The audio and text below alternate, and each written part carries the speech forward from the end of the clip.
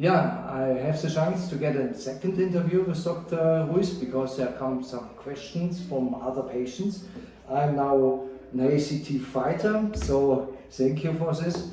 So, dear Dr. Ruiz, I have found out that for the HCT treatment there are different methods. What are, first question, can you please explain the Mexican method for the HCT exactly? Well, the major differences is that the doses of cyclophosphamide in our experience are divided in 2 blocks apart, 7 days separated one from the other.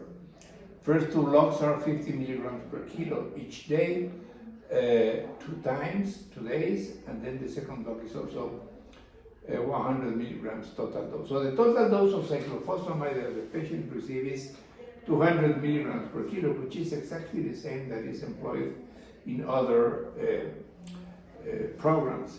However, by splitting the doses of cyclophosphamide in 2 blocks apart, we cut down the toxicity of the cyclophosphamide.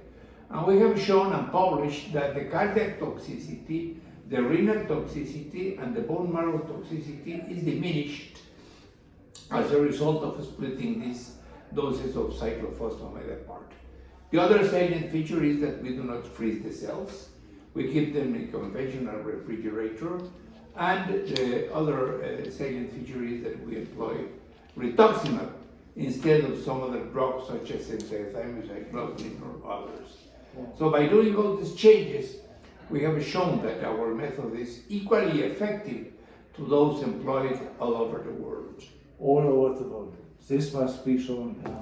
And here comes a question from MS fighter Miriam from the Netherlands. She asks, why do you offer this treatment? Why do you offer this treatment also for people with primary progressive and secondary progressive MS? Well, initially, the first studies employing HSCT for persons with multiple sclerosis were done in persons with relapsing remitting multiple sclerosis. Now, those were the initial approaches.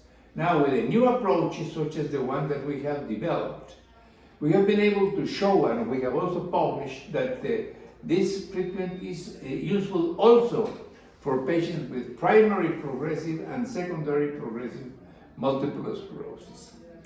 The effectiveness in relapsing remitting multiple sclerosis is higher than that in secondary progressive or primary progressive. The effectiveness in the progressive forms is between 75 and 80%. But again, if you compare these results with those obtained with the novel drugs, which are around 50%, they are substantially better than the drugs. So our method works not only for relapsing remitting multiple sclerosis, but also for forms of secondary progressive or primary progressive. I think this is perfect. Thank you so much, Dr. Ruiz, to explain this. This must be shared to the world. So please subscribe my channel. There will come more interviews on. And thank you so much, Dr. Ruiz. Thank you.